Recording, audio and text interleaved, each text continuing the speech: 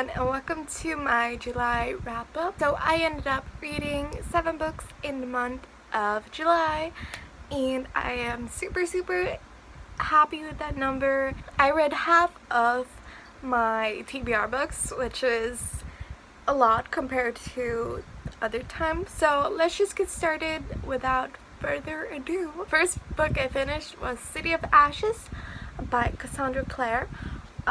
This is the second book in the Mordor Instruments series. I ended up giving this a 3.5 stars. I am kind of disappointed about where Cassandra went with Simon's character, as I loved him in the first book. I just wasn't on his side in this one at all. He was just very problematic and very controlling over Clary, so I just couldn't get behind his character at all. But I did, however, really enjoy the new addition of Maya in this book, as she was a really nice character to add into the whole story, and I thought she fit really nice. And Kat, can you please stop? Is the light different now? I can't be bothered to go up and fix it. Stop falling. So I read this through an audiobook, which is why I didn't tap that many things. I just tapped 2 things because it kind of annoyed me. But when I reread this, I will definitely go back and tab all of the things that I had a say about, because there are a lot of things I didn't like in this book. So I still gave it a 3.5 out of 5 stars. So that's a really good rating to give it. But yeah, that's the first book. So the second book I finished in July was The Raven Boys by Maggie Stiefvater.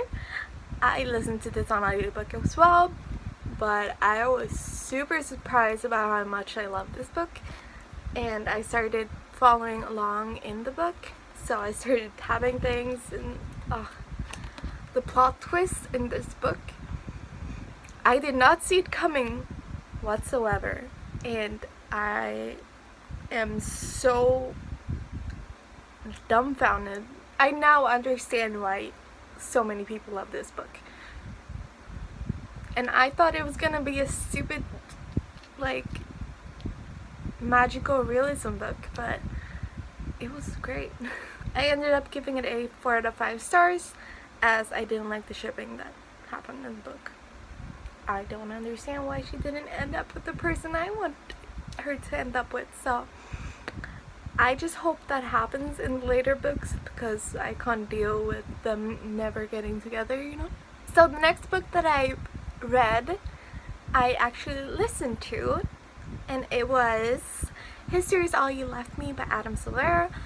I had very high hopes for Adam Silvera, as he's been very hyped in the booktube community. History Is All You Left Me is one of his most popular books.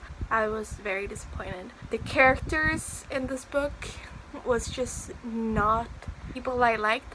Like, I understand why people make characters unlikable or realistic, but there was just nothing to these characters that I could sympathize with or even just feel with. Like, I couldn't understand where they came from, and it was just so annoying. This book is about a boy who has lost his ex-boyfriend, and he feels like no one is on his side, as they don't feel like he should be grieving as much as he is. The only person he can connect with is his ex-boyfriend's boyfriend.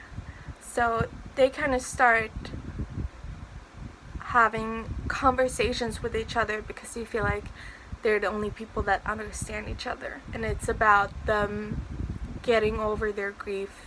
I thought it was gonna be really good, but it just didn't keep up with the standards that I had put it under. So I ended up giving it a 3 out of 5 stars, as it was still interesting enough for me to not DNF. So for the next book that I finished in July was a physical read, and it was My Lady Jane by Cynthia Hand, Brody Ashton, and Jody Meadows. I absolutely love this book so freaking much. I give it a 5 out of 5 stars. I just love the humor in this for once, and I gotta say that I did not know this was a romance novel when I went into it, because all I heard about it was that it's a retelling of what really happened to Jane Grey. I did not expect to like a romance novel this much.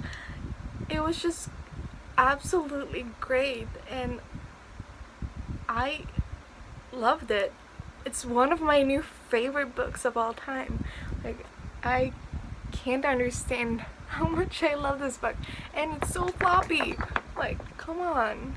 So the next book that I read was The Seven Husbands of Evelyn Hugo by Taylor Reed Jenkins. So this book is about Evelyn Hugo, who is an old Hollywood actress, and telling the main character about her life story.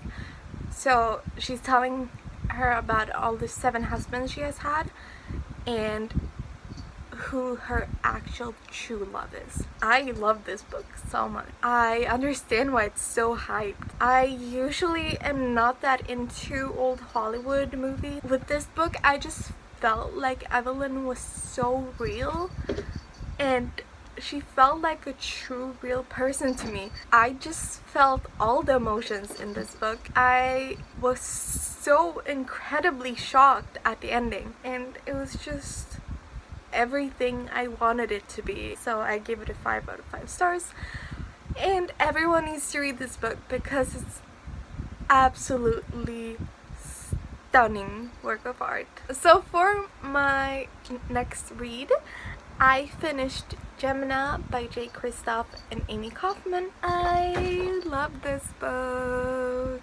It is so great. I gave it 5 out of 5 stars. It is the second book in the Illuminae Files series, and I have the third one now, and I'm so excited to read it in August, and it's just everything I needed and more out of the sequel.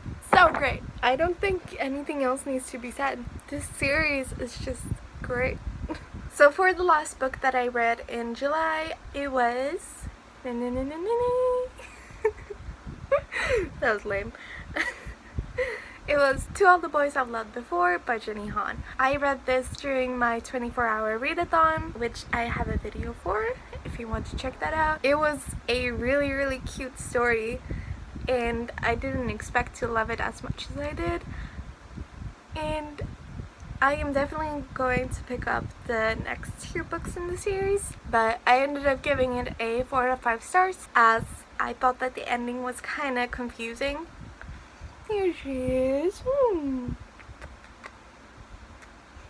I smell like cat food. So that is it for my July wrap up. I really do hope you enjoyed this video, and please let me know if you have read any of these books and what you thought of them. If you enjoyed this video, please leave a like, and if you're new, please subscribe. I hope you have a good day.